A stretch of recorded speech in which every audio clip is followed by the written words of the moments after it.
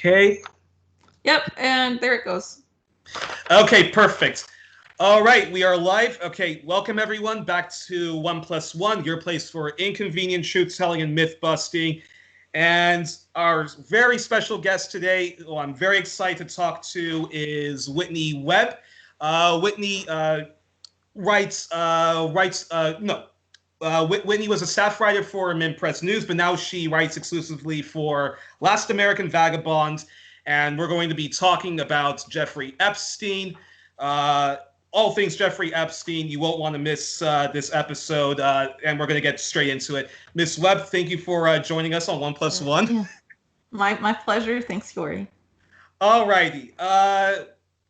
Now, when preparing for this, I had no idea how to even frame any of these questions because there is so much to talk about Jeffrey Epstein, and you really went deep into the history, the roots of what Jeffrey Epstein was running, which was a sexual blackmail racket, right?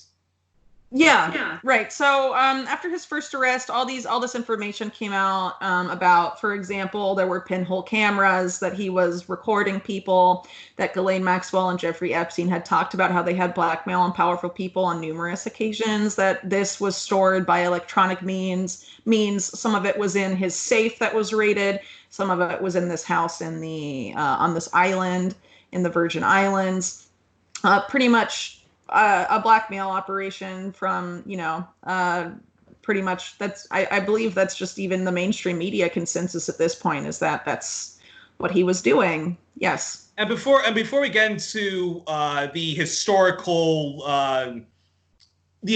roots and the evolution of how Epstein came into doing this, first, briefly explain, in case people don't know even about the Jeffrey Epstein scandal,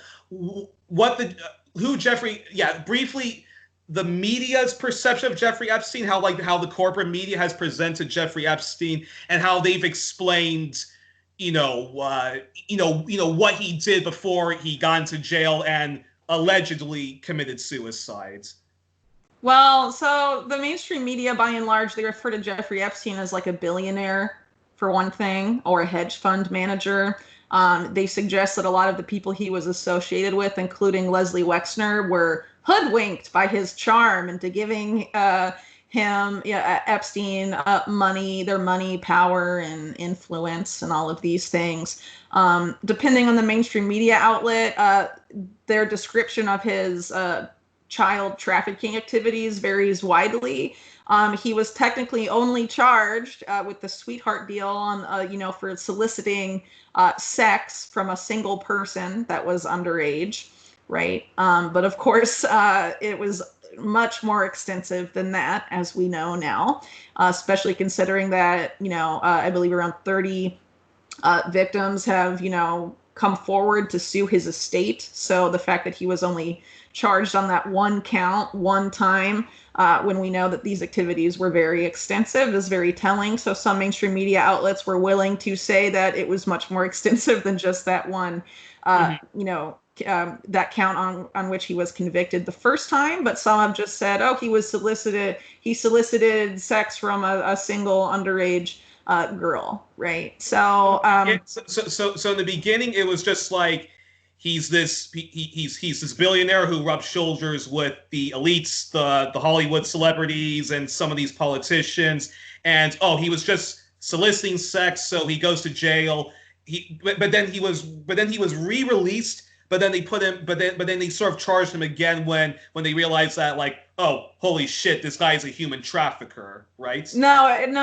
The second arrest didn't have to do with that. And another thing about the mainstream media narrative about this is that, they say the people that Epstein was connected to and associated with, that they had no idea. A lot of these people put out, statements through their spokespeople and things like that to media, saying we had no idea, and the media essentially just rolled with it. A really good example of just the the cognitive dissonance in mainstream media on this point can be seen in their reporting on Leslie Wexner, for example, who gave Epstein power of attorney and a bunch of his money and houses, giant mansions in New York for $1 and things like that, and was apparently just hoodwinked by this guy the whole time. But in one case, it was shown that that Epstein had transferred a bunch of money to Wexner right before he went to jail the first time. But then Wexner said, actually, that money Epstein stole from me, even though a month prior, mainstream media reported that Epstein had returned that money to Wexner. But then Wexner, a month later, says, he stole the same amount of money from me, even though that directly contradicted the records that were reported on a month prior. And mainstream media was like, this is what Wexner says. And that was the whole article. They didn't even reference the prior report. You know, it was the same outlet. I think it was like CNBC. So, I mean, that's pretty much it in a nutshell. Yeah. A good example. And then before we get into the evolution of how, the evolution of Epstein and what he was running, because like my parents, like they were asking to me, like, you know, like, who is this Epstein and what's the deal with him? Because when they would watch CNN, and I'm pretty sure all of the other, I guess you can say like pro-Clinton type of outlets would only talk about Donald Trump's connection to Jeffrey Epstein. And then, of course, if you look at right-wing media, which is like the Fox or the very like, you know, more, you know, eccentric medias like the Alex Jones of the world and so forth, they only talk about Clinton's connection to Jeffrey Epstein. And then if you looked at RT, they would talk about both of their connections and try a little bit to sort of go like, okay, who was this Jeffrey Epstein guy and what was that? So because that's how you've also been like noticing, right?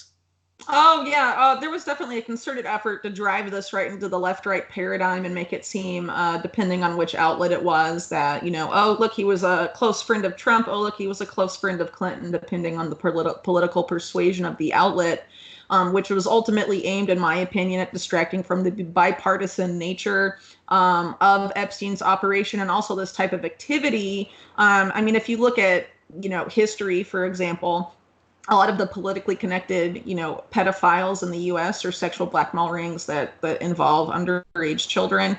There is a lot of Republican involvement. Just one example that's on the record and proven is that the former Speaker of the House, Dennis Hastert, who was a Republican, is a convicted pedophile. So it's obviously not a Democrat problem, like a lot of people on the right like to say. Yeah, and then just for people who may not know Dennis Hastert, he was one of the guys that tried to bring down Clinton, not even for any of Clinton's legitimate sexual abuses, but for the whole ridiculous Monica Lewinsky stuff, right? Yeah, I believe so. And there were also a lot of recurring figures that ended up defending Epstein, for example, on his legal team. Ken Starr, right, who wrote that report about Lewinsky and all of that, trying to take down Clinton, was part of that law firm that was defending Epstein in the Palm Beach case. So hypocrisy, to say the least. I mean, definitely politically motivated. Wow. Okay. Well. So let's get into this. So this is how I'm going to ask about the whole Jeffrey Epstein thing. So rather than like the traditional, can you explain this? Can you explain that? I'm just going to list, like some of these names, and then you can sort of explain the whole historical context of Epstein. So to explain Jeffrey Epstein, you mentioned a sexual blackmail, the whole sexual blackmail racket. So explain Roy Cohn, how that's connected to Trump, Meyer Lansky, and J.Edgar Hoover. Okay, so I'm going to go back a little bit before then. So really quick, though, since you brought up Roy Cohn and Trump, that's a separate time frame, so I'm just going to explain that one really quickly. Roy Cohn is widely considered to be Donald Trump's mentor. Roy Cohn's secretary said that Trump would call Roy Cohn as often as like 17 times a day. They were together very frequently, very close. A lot of charitable functions in Roy Cohn's honor Donald Trump was very involved in those. Some of those documents I link to in my series for people that are interested at that. But the Roy Cohn-Donald Trump relationship is very confirmed and very documented. Mainstream media has only really focused on Roy Cohn's mob ties and said, look at this. Look how close Roy Cohn and Trump were. Look, Roy Cohn was a lawyer for the mob and all of this stuff, which is true. But I mean, that's just getting only a little bit into the type of activity that Roy Cohn was involved in. Mm-hmm. Right. So that's just a brief summary of that relationship. But anyway, in the 1920s, during the Prohibition era, the American mafia, really the Italian mafia and the Jewish mob came together in what became known as the National Crime Syndicate. And in the 1930s, the National Crime Syndicate, which was Charles Luciano of the Italian mafia and his childhood friend Meyer Lansky, who was, one of the leaders, I guess you could say, of the Jewish mob with some other guys that got killed off later. They basically joined forces, and together they were more powerful and able to consolidate control over assets that organized crime was involved with in New York and beyond, right? So in the 1930s, at least this may have happened before, but there's documented instances in the late 30s of Meyer Lansky bugging hotel rooms with microphone. I mean, obviously technology wasn't as advanced then as it is now, but you could still install microphones in places and things like that. And he was using Virginia Hill, the so-called mistress of the mob, to sexually entrap, I guess you could say, American diplomats visiting Mexico, and then attempt to use that as leverage over those diplomats, right? So once he would do that, then they kind of had to sort of let him do whatever gambling. Or influence or policy that he'd want to support or protection for his own, activities, right? So at some point in the with the formation of the Office of Strategic Services, there were ties that were formally forged between U.S. intelligence, the OSS, and this National Crime Syndicate, which was supposed to be out of wartime necessity. But it appears that informally began informally prior, because William Donovan, the first head of OSS, appears to have obtained images compromising J.Edgar Hoover from Meyer Lansky. Meyer Lansky had images compromising J.Edgar Hoover at some point, but it's not clear if he got them from Donovan or Donovan got them from him. Exactly who got it first.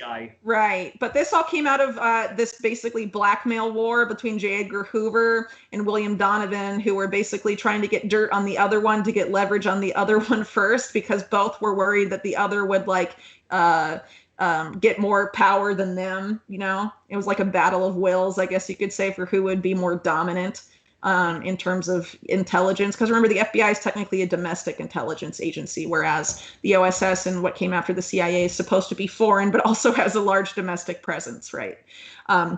So anyway, those ties became formalized in what is known today as Operation Underworld, which was denied by the CIA for like 40 years, but now they admit it. And it was supposed to be out of wartime necessity, that alliance with the mob in World War II. But of course, after the war ended, it continued. And actually, a lot of people in that same National Crime Syndicate became very involved in CIA assassination teams in the 1960s, particularly in efforts led and financed by the CIA to overthrow Fidel Castro of Cuba. Mm-hmm. Right. So at some point during this period of time, another Lansky associate named Louis Rosenstiel, who was known for bugging his offices, his factories, and spying and listening to employees, also had his own sexual blackmail type of operation that he would host at these parties, I guess you could say, at his home in New York. And he and people like J.Edgar Hoover were seen there. Roy Cohn was seen there. And those three, Cohn, Louis Rosenstiel, and Hoover, would be seen at these functions where underage boys were present and exploited. continued well into the 60s, including into the 50s, during the period of time where Cohn was McCarthy's right-hand man during the McCarthy hearings and all of that. And apparently some of this blackmail, because all of this was filmed, Louis Rosensteel's home was bugged with these microphones, and their pictures were covertly taken and all of this stuff. So apparently some of that leverage was used to sort of feed the McCarthy machine and allow those hearings to get to the extreme points to which it eventually arrived. Though at some point, Cohn had a fall from grace because he was trying to use too much leverage and trying to, use threats to get to pull in too many favors, specifically related to I forget his full name. His last name is Shine. I think it's David. I can't remember. I think it's David Shine, who has long been rumored to have actually been, during this time, Roy Cohn's lover. But he ended up later marrying, Shine later married someone. Roy Cohn is, everyone knows that he was gay.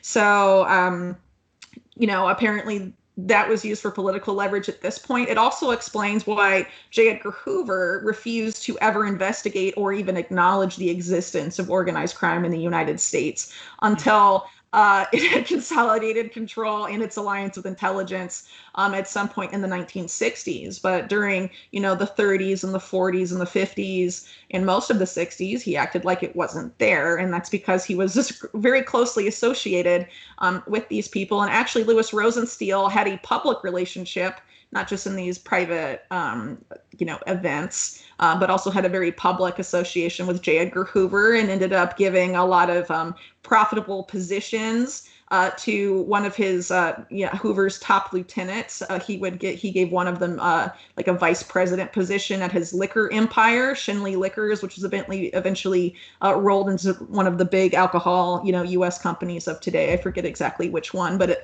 at the time it was like, a massive corporation. And so Roy Cohn at some point continued these activities on his own and eventually appeared to have moved them into the Plaza Hotel. So they moved out of Rosensteel's home.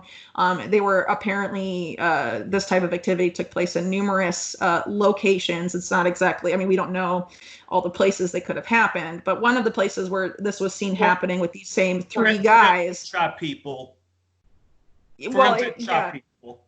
Right, yes. So the Plaza Hotel, there was a particular suite that Cohn owned where these parties ended up taking place, and blackmail was collected at this particular suite.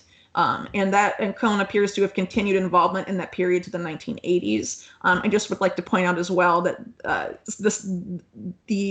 there's several eyewitness accounts of these types of events, I guess you could say, including Louis Rosensteel's fourth wife. It came out in court proceedings. It also came out in the New York Committee on Crime that was investigating organized crime in the 1970s. A private investigator that was hired to investigate Cohn for another reason confirmed the existence of the suite at the Plaza Hotel. Roy Cohn also admitted to former NYPD detective Jim Rothstein, when Rothstein was still on the force, that he was, quote unquote, running little boys as part of a sexual blackmail operation. So, this is pretty much confirmed, and I think it's very telling, especially when you can, as I mentioned earlier, that mainstream media is willing to talk about Roy Cohn and Donald Trump, but they only talk about Roy Cohn's mob ties, that he was a lawyer for this, national crime syndicate connected figures.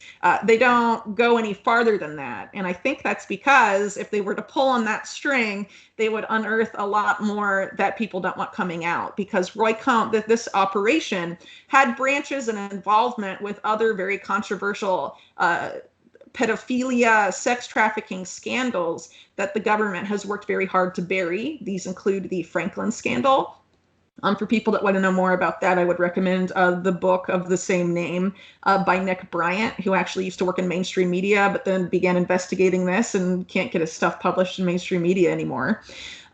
Fancy that. And another example, another connected ring would also be that was led by a guy named Craig Spence, who was a big-time DC lobbyist, also had residences in New York, was a very close friend of Roy Cohn, actually hosted birthday parties for Roy Cohn at his personal home.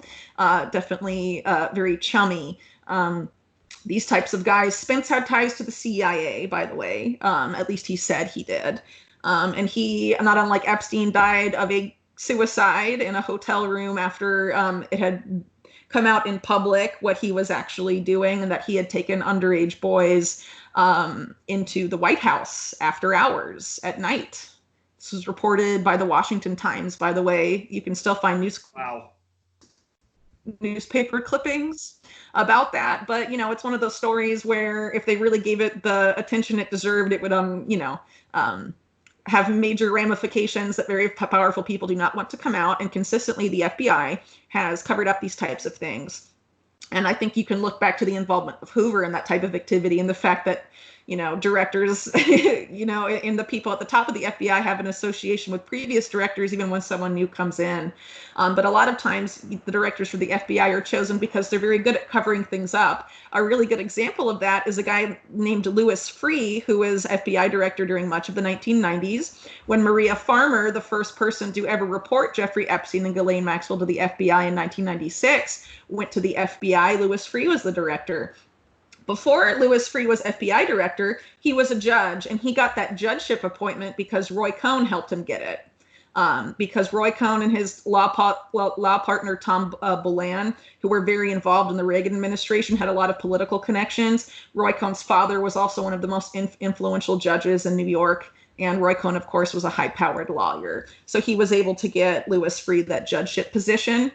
Right. So I guess he owed him some favors. And then that judgeship position allowed him to be in the FBI, where he covered up Maria Farmer's reports. Then after Freeh leaves the FBI, he gets hired by Alan Dershowitz to go harass in person victims of Epstein to intimidate them from coming forward. And he was also involved in the cover up of the Penn State molestation scandal involving their former coach, Sandusky. Yeah. So that's what Louis Freeh did after he left the force, when he was on the force, and he, as I mentioned earlier, basically placed in this position by someone like Roy Cohn. It's very possible that Freeh could have been blackmailed by someone like Roy Cohn and then elevated into that position, or was just willing to sell out for raw ambition. We honestly don't know. But I mean, you know, sexual blackmail operates in a couple different ways. It's not necessarily that you're in a position of power and then someone tries to compromise you, though that does happen. It can also be that you're compromised early on and then elevated into positions of power because they know that they own you. Wow. And is it safe to say J.Edgar Hoover, who was a gambler and who was a cross-dressing gay man, who he was very much, he wanted to destroy a lot of social justice movement, racial justice movements, and the anti-war movement. But is it safe to say that he probably would not have, he probably would have liked to have, destroy the mob early on, but because they got the goods on him, they had pictures of him as as a cross-dresser, and knew of his gambling stuff, that he just decided, okay, I'm just gonna lay off these guys until somebody in government says, okay, can you at least arrest a couple of them, and then we can. Well, I think it explains why Hoover ignored and denied the problem for so long, because since he had been compromised since at least the beginning of the 40s, if not earlier, he knew that if he said anything, those pictures would come out and it would ruin his career. So in terms of self-preservation, it would have been kind of impossible for those decades for him to have done so. But it's worth pointing out, too, that Hoover himself was very much in love with accumulating large amounts of blackmail on his enemies and people he did not like. And even people he did like. I mean, he was known for just having troves and troves of blackmail on people and folders and dossiers on everyone. And, that was his thing. It's very possible that some of those dossiers contained information that was obtained through this, whatever you want to call it, this ring involving Rosenstein and Cohn, that some of that blackmail fed into Hoover's dossiers, and that it sort of became a symbiotic relationship. When Hoover was seen at these parties, I mean, he was like, not, looking at these people who had supposedly compromised him with disgust. He was very, very much a willing participant based on people that witnessed these events, right? But, it's very possible he was compromised early on and then was like, I don't have anything to hide anymore because they already know this about me, So, I mean, there's a couple different ways to look at it. If they had not compromised him, would he have gone after organized crime? It's really hard. It's honestly really hard to know because he definitely was able to be persuaded about other stuff. It was not necessarily a nice guy. It's not like the mob made him do the things the FBI did to Martin Luther King Jr., you know what I mean? And how aggressive they were against him. I mean, nothing made Hoover do that. You know what I mean? That wasn't the mob being like, go after that guy. So, I mean, obviously Hoover's not a great guy. It's very possible that if this, the mob hadn't done that with the OSS and made that alliance there, that they would have made it with the FBI first. I mean, who really knows? And the fact of the matter is that the OSS, right? That's what it was called. The thing before the CIA. The Office of Strategic Services. It was like the wartime intelligence. Yeah, I mean, the fact that they actually got in bed with mafia explains a lot. The whole Iran-Contra scandal, the whole crack cocaine smuggling. As well as just some of the other stuff, like the CIA itself functions like an organized criminal organization, doesn't it? I mean, most of its covert activities, it sex traffics, it arms traffics, it drug traffics, all of these things it does, and they take out their competitors. They work to consolidate. I mean, they have mafia-esque tactics. They murder people that get in their way. They use all sorts of tactics to maintain control and influence on whatever racket they have going. It's very similar to the mob. It's not about gathering intelligence to protect the homeland. It's about protecting their criminal rackets on behalf of their benefactors, whoever those may be. I mean, if you look back at the history of the CIA and the first director, Allen Dulles was a Wall Street lawyer for, corrupt Wall Street banks at the New York law firm that he was involved with, and was close to a lot of very corrupt individuals. And he became in charge of the CIA and used it, for his personal ambitions and for control. Anyone that's interested in that should read The Devil's Chessboard about Allen Dulles by David Talbot. That book will clue you in about, what the CIA is like. Because if your first director is someone like Allen Dulles, it makes sense why the CIA would, continue this type of activity, the same activity it's been involved with for decades. The drug trafficking stuff didn't begin with Iran-Contra. It definitely preceded that by a lot. A lot of it was in Southeast Asia in the 60s. Yeah, I think even when the Chinese had their civil war between the communists and the nationalists, apparently Chiang Kai-shek was basically a modern day triad member. I've heard that, but I've never written about it. But honestly, not surprising. All right, so briefly explain Meyer. Well, actually, no, you already did sort of explain Meyer Lansky, but I was very surprised that he never served any jail time and died comfortably an old man, and that is because, most likely that is because of all the dirt he had on the Hoovers of the world, right? Well, and also he was in bed with intelligence, and not just U.S. intelligence, Israeli intelligence. The National Crime Syndicate was very involved in arms smuggling to the Zionist paramilitaries that ended up creating the State of Israel in 1948. And after the founding of that state, got in bed with Israeli intelligence to an extent, not unlike they had done with the CIA previously. And the CIA and the Mossad, from the earliest days of Mossad, forged an alliance that was created by James Jesus Angleton, who was the CIA's first counterintelligence chief, and has a statue dedicated to him in Tel Aviv. So is it safe to say that because that's a big revelation that that the state of Israel and the way Israel even conducts putting aside what a lot of us feel about Palestine, which is that we would like a just solution to the Israel-Palestine conflict, although I don't really agree with it, as a conflict with the occupation of Palestine. But that the state of Israel how it conducts its imperial policies to make sure that everyone continues to support whatever it does. That Israel needed the help of basically, like, the first Jewish mobsters, like the Meyer Lansky's and the who was the other big Bugsy Siegel. No, Bugsy Siegel wasn't Jewish, but there was another. He was. Bugsy Siegel is part of the Jewish mob with Meyer Lansky. Oh. And Meyer Lansky had Bugsy Siegel killed off because he screwed over the Flamingo Hotel in Las Vegas for Lansky. Mm-hmm.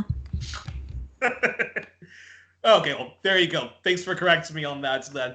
But basically, the Jewish American mafia, like if not for them, they basically helped sort of, create the modern day Israeli deep state. Well, they were one of many groups in the U.S. that was involved in sending arms to Israel. And during this period of time, of course, they had those intelligence connections, so it was easier for them to ship arms overseas to what was then Palestine.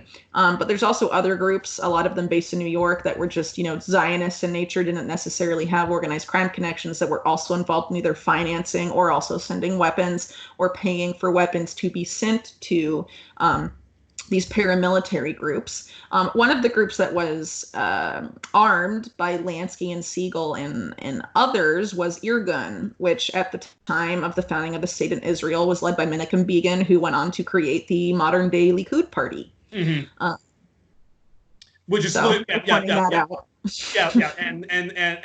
Likud. I mean, in case people don't know, that's the current ruling Prime Minister Netanyahu's party. Well, it's not just that, but pretty much ever since Menachem Begin was prime minister in the 70s, every government that followed in Israel, even if they don't have if they're not prime minister, they have dominated the Knesset and have just been one of the dominant, arguably the most dominant force in Israeli politics from the 70s on.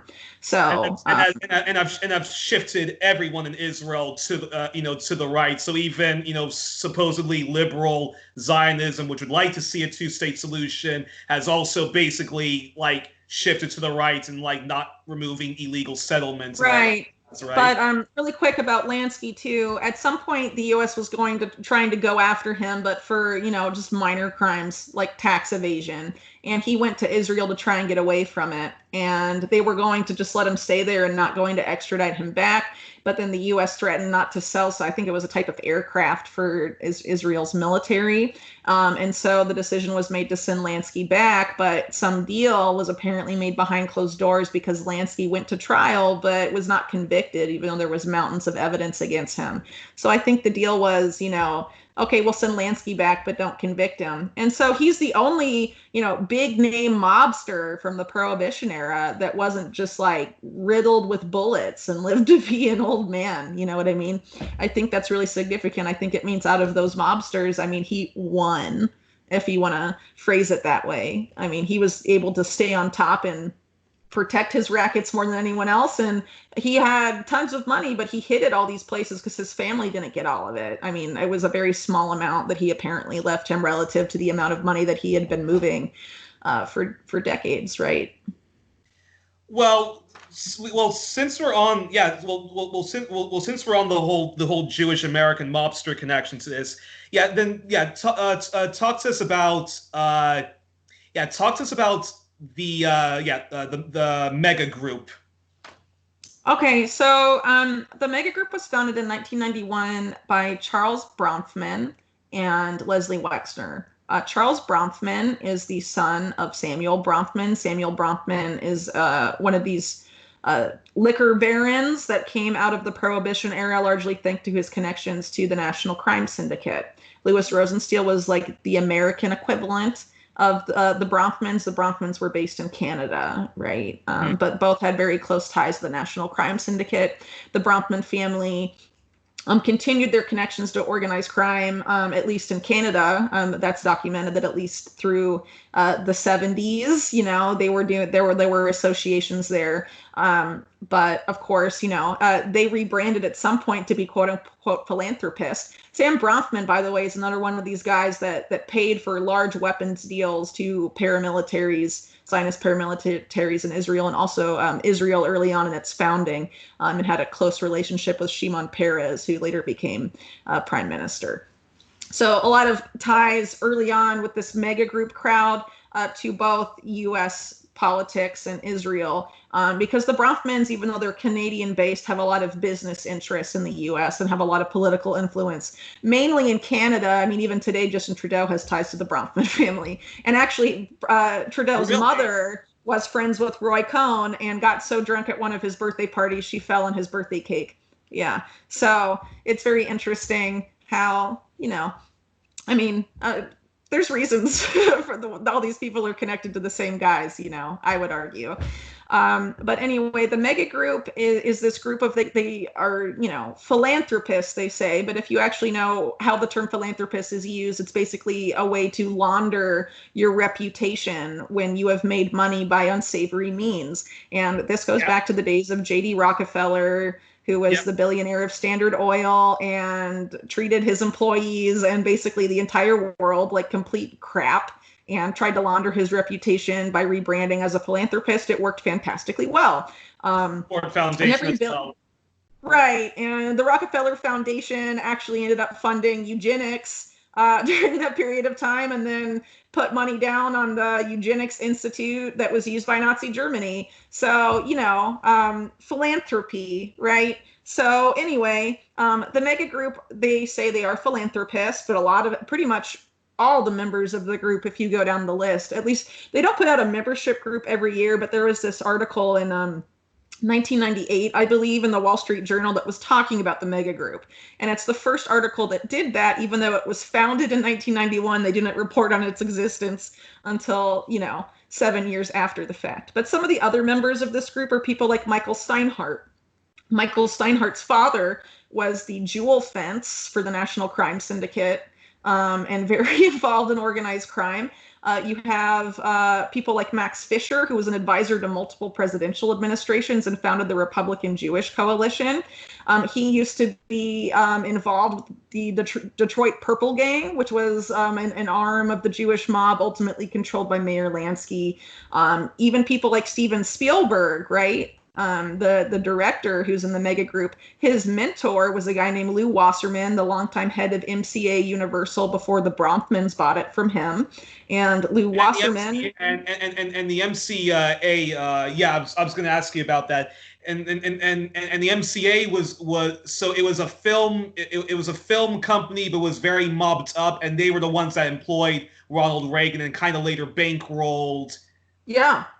Well, his political career, right? They were like one of the biggest, movie producers in Hollywood. I mean, Universal Studios today is huge. So this was, Universal in decades prior, then headed by Lew Wasserman, who had all these mob connections, used to work for Mo Dalitz, married the daughter of Mo Dalitz's lawyer. Mo Dalitz was like Meyer Lansky's number 2 after Bugsy Siegel was murdered in the 40s or 50s. I forget exactly when Siegel died.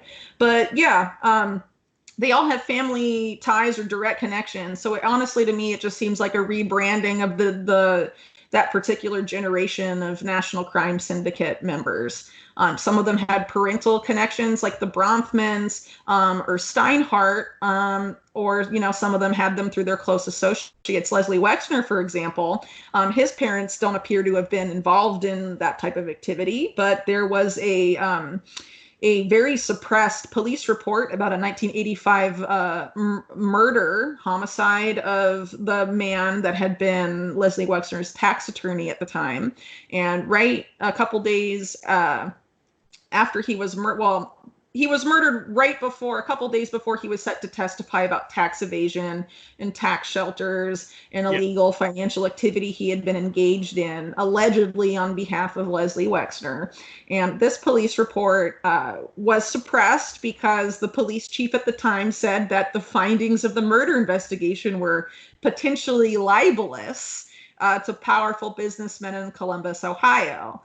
They didn't name the businessmen, but it's very interesting that you would investigate a murder and then determine that your conclusions are offensive to a very powerful individual.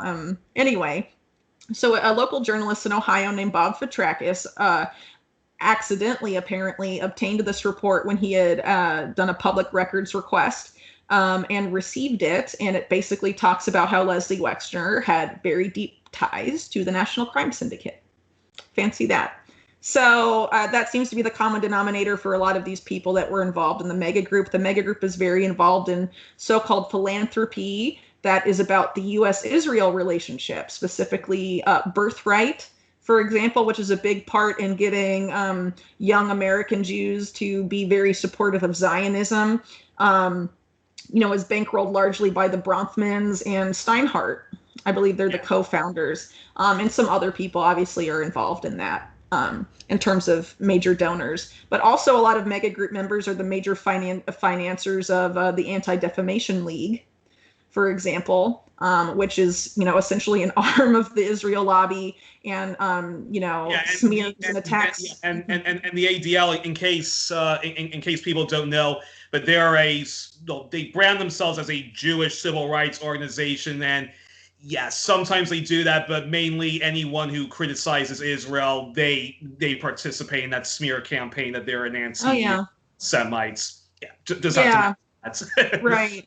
Right. So, their biggest donors in the 1980s were all mega group guys, pretty much. And also, it's worth pointing out, ADL came out of B'nai B'rith. Roy Cohn's father used to be the head of B'nai B'rith. So, a lot of interconnected stuff there. So, very, very interesting. So anyway, that's the mega group in a nutshell. It's worth pointing out, of course, that Leslie Wexner, by all appearances, is one of the major, the guy really pulling the strings in a lot of ways for what Epstein was doing.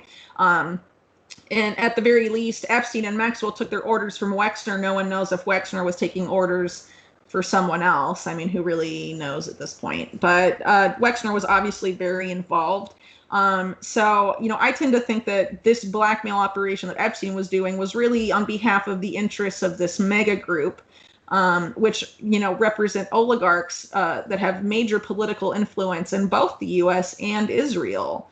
Right. So they, in a lot of ways, set Israeli policy, and they also influence, to a large extent, U.S. policy. And a lot of the politicians that Epstein would go after were people that that Israel, according to former Israeli, officials, were afraid that they would try and get Israel to compromise more with Palestine. And that's why they, Epstein targeted people like Bill Clinton, people like George Mitchell, people like Bill Richardson, members of Clinton's, cabinet and things like that, because they didn't want him to be, they were afraid of a repeat of Jimmy Carter, basically, and they wanted Clinton to not push them to make peace with Palestine, essentially. Were they, very briefly, were they involved in also undermining George Bush's reelection when Bush said that he wanted a complete stop on illegal settlements in Israel, or? I don't know about that specifically. I haven't heard that claim. It's certainly possible. But Clinton was compromised in a lot of ways before he even got to the White House. Let's remember too, he played a big role in Iran-Contra, and sort of developed his relationship with, the Iran-Contra neocon crowd, like Bill Barr and others, during that period of time. So he definitely was not a clean guy when he got into office. But I think they were concerned that maybe on the realm of foreign policy, he would at least try and push for something, and they didn't want him to do that. So, and it's all very complicated. It's just looking at the, the full breadth of the swamp, as it's often called in the U.S. these days. And it's just the corruption really is mind-boggling on a lot of levels. The Clinton family, also prior to him becoming president, was also involved in the Promise software scandal, which was facilitated, by both U.S. and Israeli intelligence. Robert Maxwell, Ghislaine Maxwell's father. And Epstein was part of that too, right? Well, we don't know if Epstein was or not, but it's possible. Epstein was involved in a lot of shadow finance, money laundering, shady activity, but largely in the realm of finance in the 1980s. during that period of time. And his clients were people like Leslie Wexner and also Adnan Khashoggi, who was involved with Iran-Contra, was on the payroll of the Mossad, had ties to Saudi intelligence and U.S. intelligence, just involved with lots of intelligence agencies. Apparently Epstein during this time was as well. But what's interesting is that... And the father of the slain Jamal Khashoggi. No, the uncle, not the father. Okay. So Adnan Khashoggi, during this period of time that Epstein was working for him for undisclosed financial services, Adnan Khashoggi was doing much of his banking at the Bank of Credit and Commerce International, which was a CIA front and was used to launder money for drug trafficking and a lot of other things. So it would make sense that Epstein had some sort of association with BCCI, especially when you consider that BCCI had an association with Bear Stearns, which right before Epstein started working for, Khashoggi and in this sort of shady financial activity, he had worked for Bear Stearns prior to that, and after leaving Bear Stearns became involved in that type of activity. It's also interesting to note that Epstein left Bear Stearns because he had been involved in insider trading. And so in order to avoid being investigated for insider trading, he ended up just leaving Bear Stearns. But that insider trading had to do with the Bronfman family and their company Seagrams.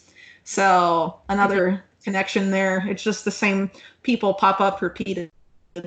This is why another reason why I argue that I think Epstein ultimately was working on behalf of this mega group crowd, because they pop up so often in their careers. And if you want to say, oh, it was Israeli intelligence only, that this group has a lot of influence over, Israel's political apparatus and ultimately Israeli intelligence, the Mossad, their CIA equivalent answer to the president, the prime minister of Israel. So whoever influences the prime minister of Israel influences the Mossad's activities, right?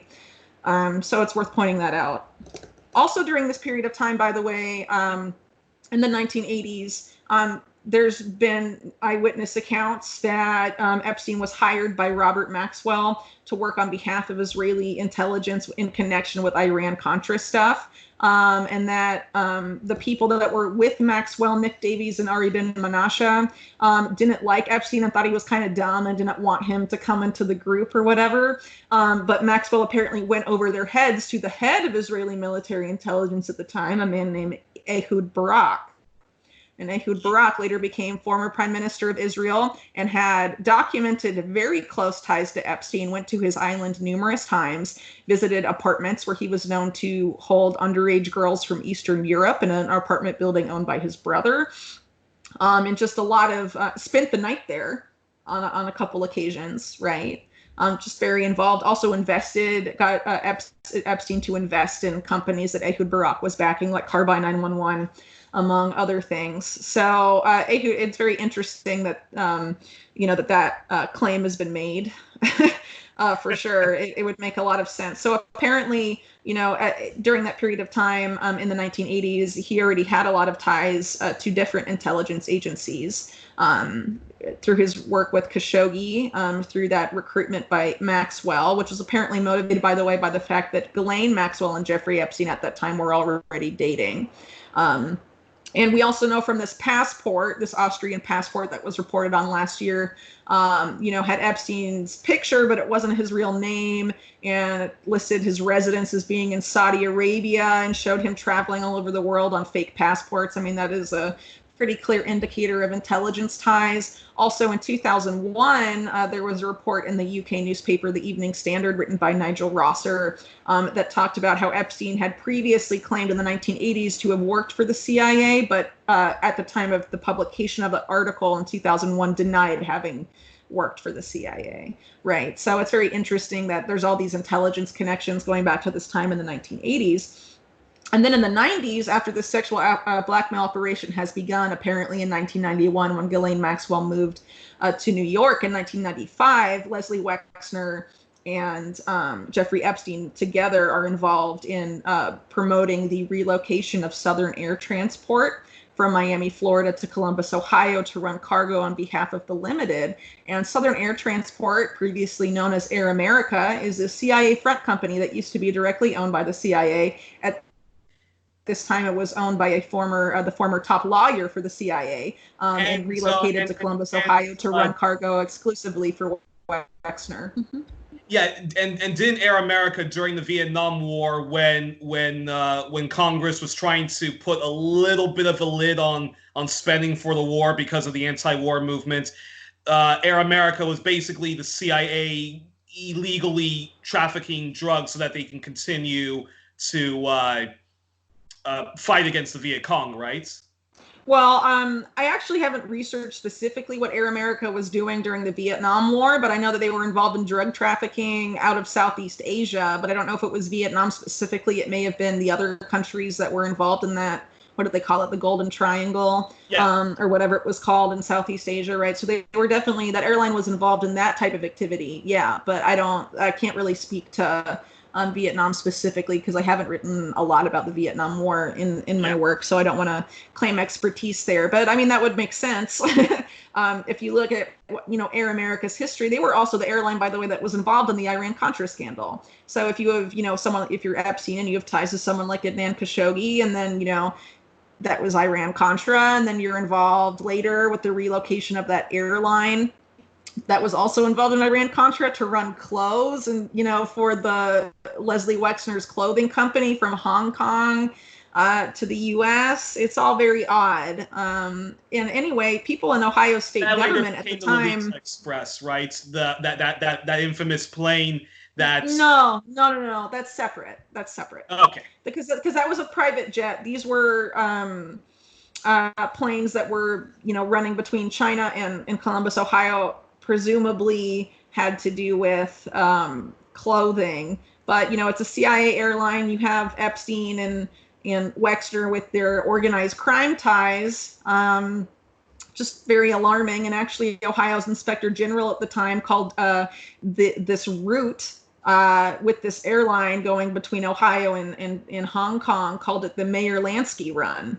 Like, clearly knew that there was some sort of link to this same syndicate. So it's very interesting that would be the term that he would use, considering everything else we've discussed up until this point. But it's not really known what, were they just sending clothes or was something else being sent? I mean, we don't really know. We do know that Epstein trafficked people not just for sex, but for labor, and that a lot of the maids, quote unquote maids, in his estates and various other places were Filipino women or women from Southeast Asia.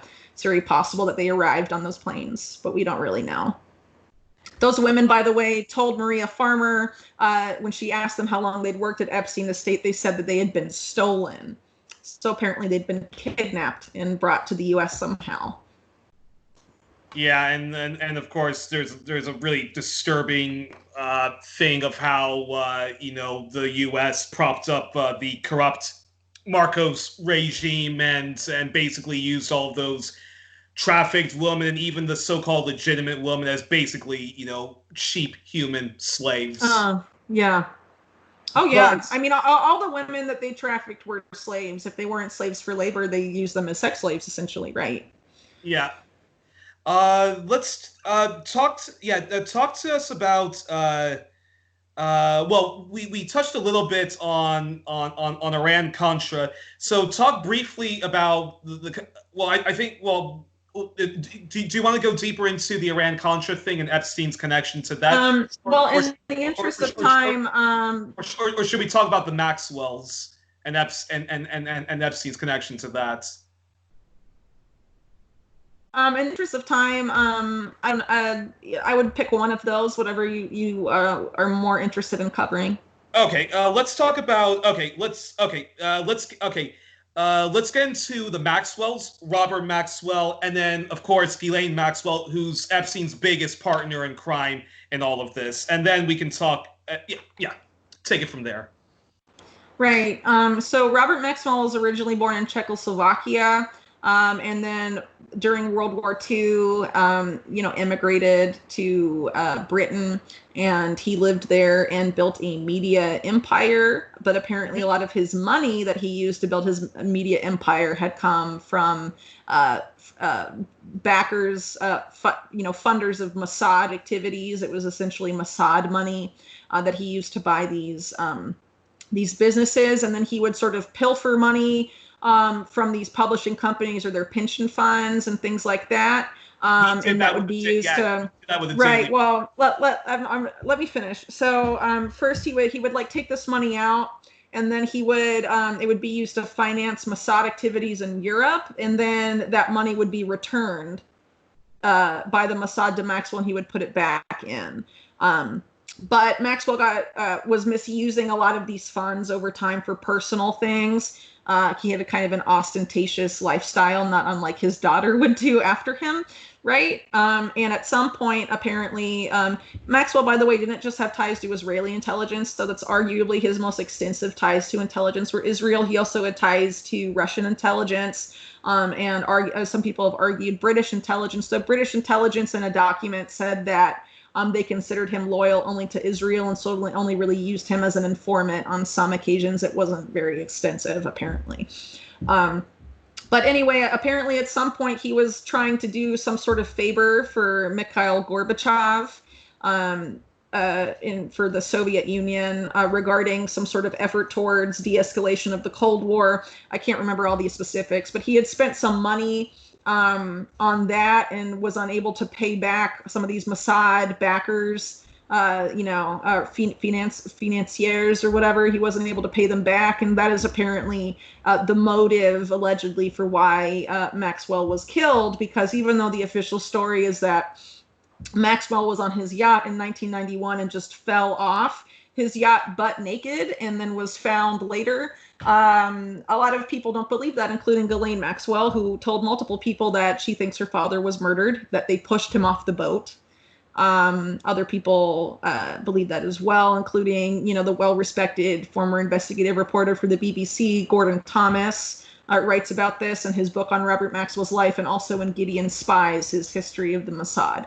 So, there's a lot of evidence pointing to Maxwell having been murdered, allegedly because of this financial stuff, because when they came to collect the money, Maxwell apparently responded by threatening to expose Mossad state secrets. And that did not go well. But even after Maxwell was dead, even though it was apparently, Israel-linked figures that were responsible for his death, he was given a state funeral by Israel, attended by numerous current and former heads of state, former and current directors of Mossad, essentially a state funeral.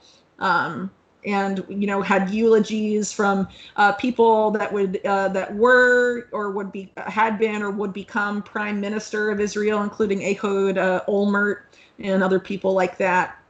So he was apparently a very important man for Israel, but apparently overstepped the limits. And of course, whether it's Israeli intelligence or any other intelligence firm, when you outlive your usefulness, they don't really have any qualms about killing you, even if you had served them up to that point.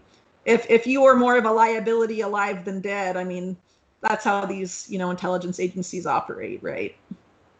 And you mentioned earlier that he kind of took Maxwell under his wing, even though he wasn't too. Epstein. Took Epstein under his wing, even though he wasn't impressed with him all that much. So now, well, Maxwell was apparently impressed with Epstein. But the people that Maxwell was working with in London, Nick Davies and Ari Ben Menashe, were not impressed with Epstein. They didn't share his that feeling about them. Apparently, Ghislaine Maxwell, people have alleged, was interested in Epstein because she reminded him of her father. So apparently, Epstein and Robert Maxwell had similar personality traits. That may explain why he liked Epstein. All right, so talk to us about Ghislaine Maxwell, who was basically Epstein's partner in crime and was, a madam to all of these poor girls. Oh, she was more than that. She was involved in just as many rapes as Epstein was, and was very, not just procuring and recruiting girls or training them in sex techniques, but also engaged in sexual assaults of these women and rape. So the fact that she is free is very disconcerting, because the message this sends, because it's not just that Ghislaine Maxwell is not going to be charged, it's also that anyone else that was a conspirator is not going to be charged. The message that sends is that if you get in bed with the right intelligence agencies and or the right billionaire, you can rape children with impunity. So that's a very disturbing thing to consider, because that is essentially what that sends, the message that that ruling sends. You know, you can do this type of activity and never be prosecuted, as long as you're connected to the right people. Right. So anyway, Ghislaine Maxwell is not just Jeffrey Epstein's gal pal, as mainstream media would like you to believe. She is a criminal, a serial rapist, and a serial sex trafficker, and belongs in prison. But of course, you know, her father had these family ties to Israeli intelligence. A lot of people allege that, you know, that passed through the family, and that she also had those ties, and considering that she'd get involved with someone like Epstein, and that she was also very involved in the managing of this operation, not just recruitment, but, you know, managing parties and events. Right. And also bragged about having blackmailed people as part of this op with Epstein. I mean, it seems very likely that she was connected to the same intelligence apparati that Epstein was connected to. Of course, you know, she was taking orders from Wexner like Epstein was. And that's according to Maria Farmer anyway. I mean, that's why Maria Farmer, when she called the FBI to report Epstein and Maxwell, she said that Wexner was the head of the snake. That's her term for it, because she had seen Maxwell and Epstein being told what to do after they would get phone calls from Wexner, you know, like orders, essentially. But the police more or less,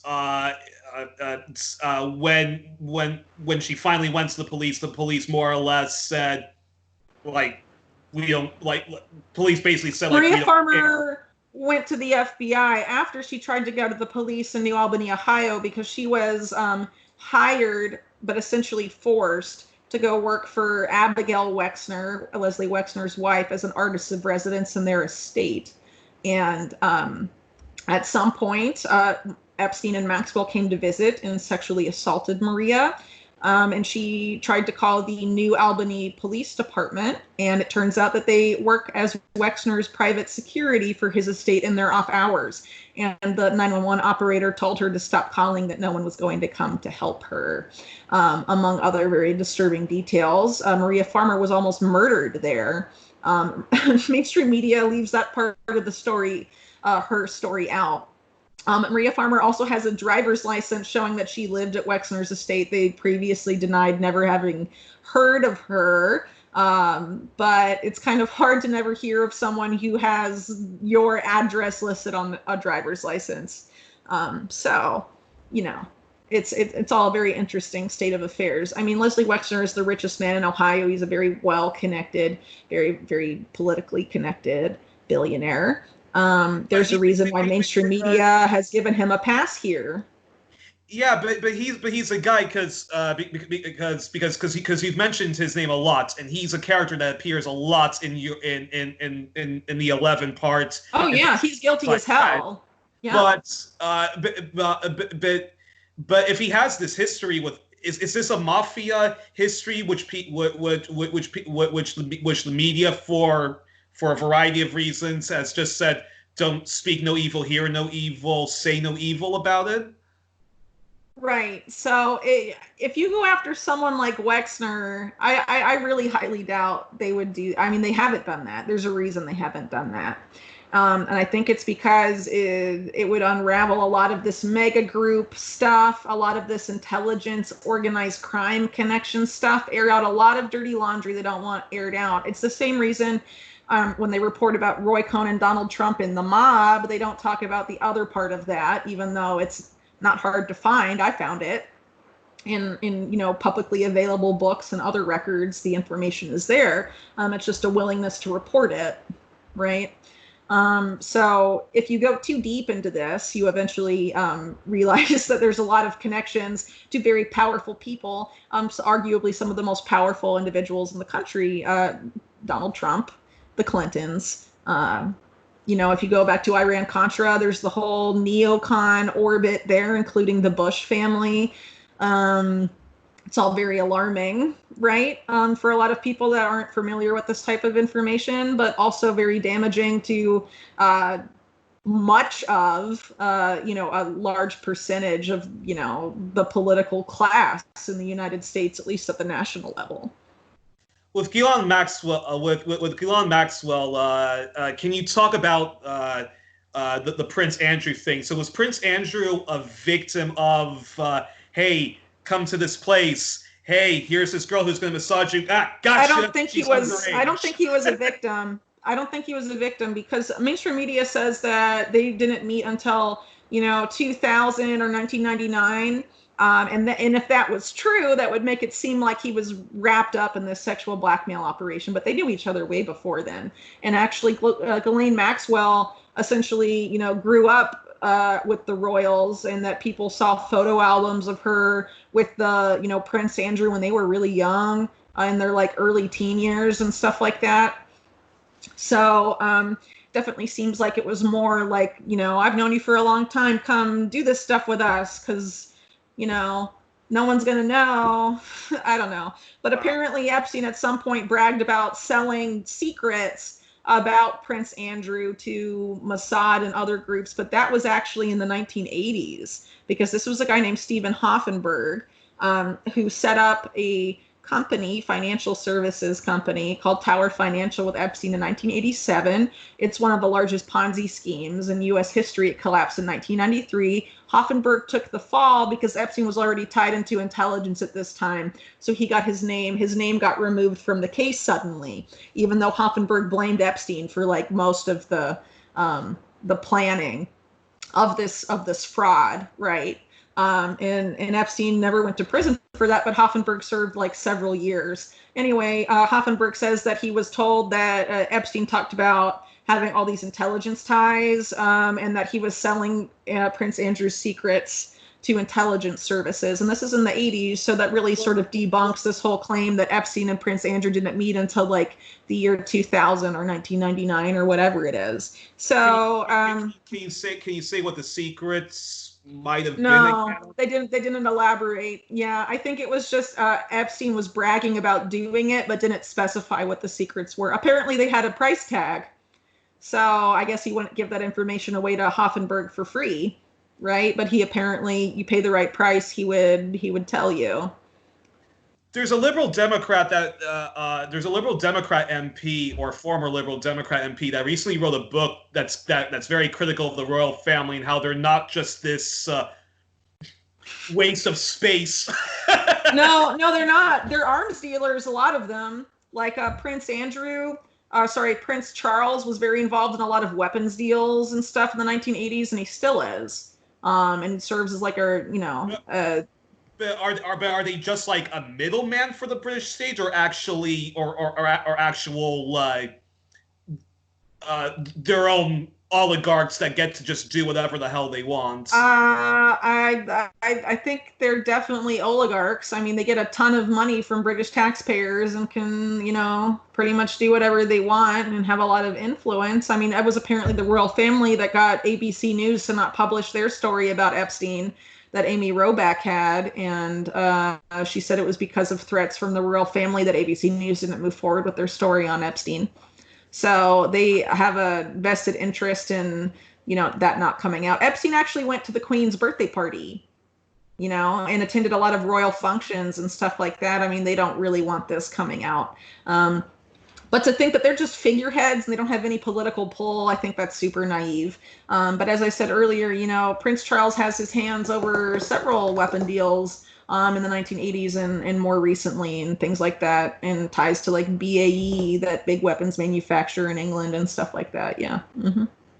Wow, that's... Oh, I forgot to mention, one of the really close British associates of Epstein was a guy named Douglas Leese, who's a major weapons dealer in England, and was actually the person that introduced him to Steve Hoffenberg, was this British arms dealer that has, connections to I think it's BAE, and a lot of very powerful individuals in England. So, and apparently one of the weapon deals he was involved in, I think it's called Al Yamama or something like that, a deal with Saudi Arabia. That was a huge scandal. Yeah, that was a huge scandal in the 80s and later the 90s because Blair shut down the fact that basically there was so did Prince Andrew was involved in helping shut that down as well. I think that's an interesting coincidence because it was Leese who loved Epstein, who was very involved in negotiating that deal during the Thatcher period. Yeah. Mm-hmm. Wow. And I think what's just, I mean, this is just an aside. I think what's just so disturbing about this, and it always, like, as you can see, it's making like my blood crawl when you read about this, is that, Yeah. is that, not only, is you basically, it's just this huge, like one huge club of like the mafia meets the U.S. government, meets the deep state, meets the law enforcement, meets these people in Yeah. finance, It these seems people crazy these people when in you the use entertainment labels like industry. that. Yeah, but they're all criminals. If you ignore the labels they give themselves, I'm a politician, I work for the FBI, whatever. If you just remove that label and realize that those people involved in covering up or that are engaged in this type of activity, they're all criminals. I mean, then it makes sense. I mean, our government is infested with and essentially run by criminals, not just in the U.S. but in the U.K. and a lot of other countries. And essentially in the U.S. anyway, the real government since 1963 has been the CIA and U.S. intelligence, and they're essentially an organized crime organization.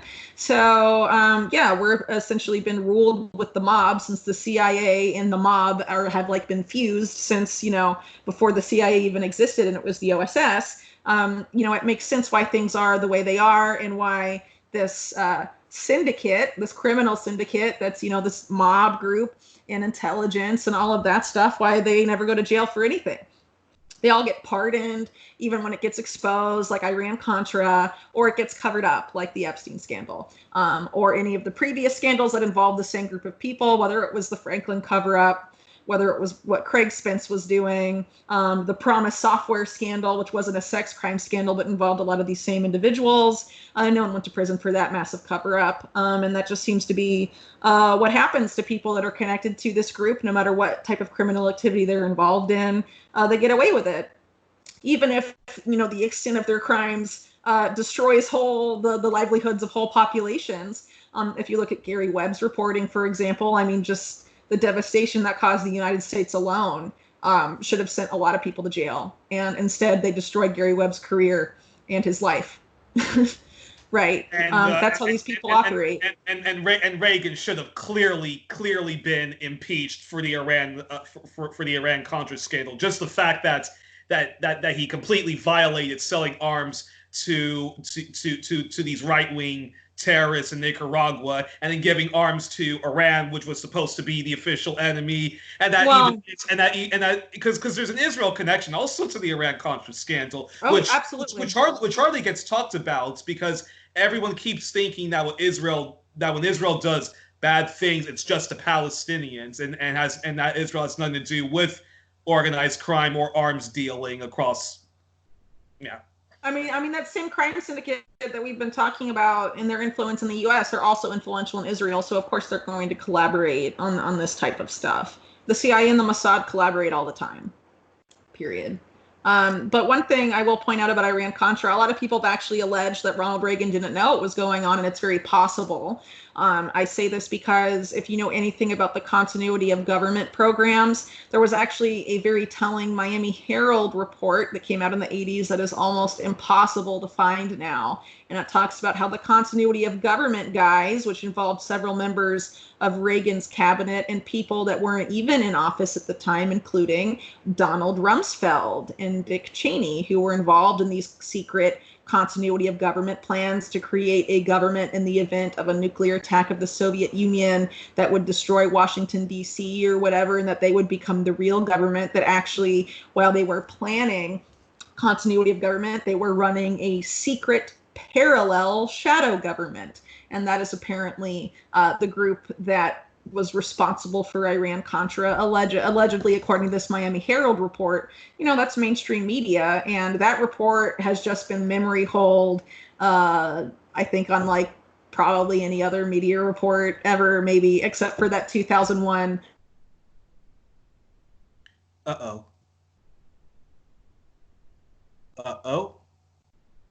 Whitney, you there? Bear with us, folks. Whitney?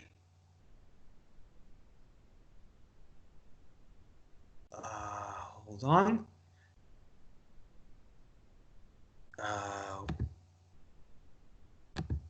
Okay. All right. Folks, one moment. I'm going to stop recording because I think we have a bad connection, but I'm going to stop recording and hopefully get Whitney back.